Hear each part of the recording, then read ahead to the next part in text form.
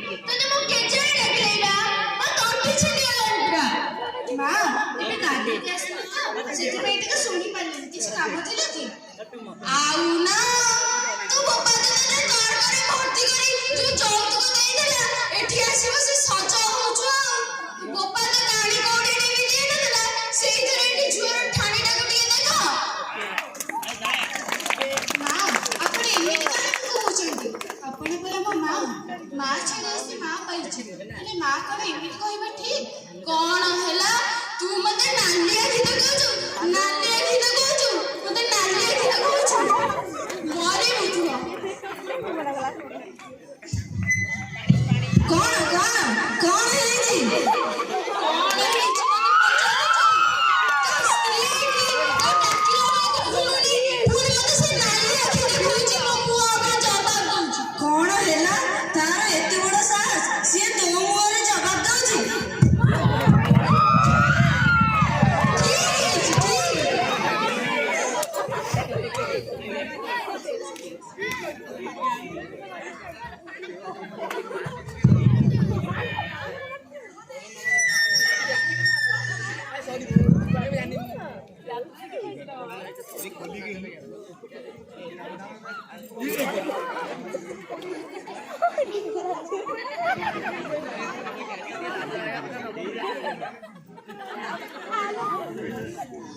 ରଙ୍ଗୁଣୀ ରତନ କଣ ହେଇଛି? ଶରୀର କଣ ହେଇଛି? ହଇଲୋ ତୁ ନଜର କାହିଁ ରଖିଲୁନି କିଲୋ? ତୋରି ସକାଶେ ଆଜି ଏସବୁ ହେଇଛି। କଣ କଲି? କଣ କଲୁ? ତୋରି ସକାଶେ ସବୁ। ମର ମର।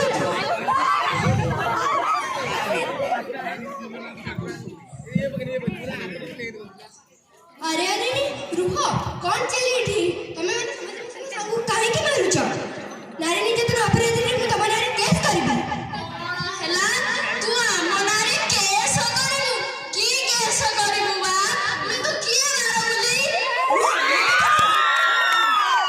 मु तम सांग मु तम बहुरे सांग आ गोटे सांग पे कोन करबे तमे भले जानथिबो लो मु तो नारी रे बा तू कोन करबो हम देखुछु बा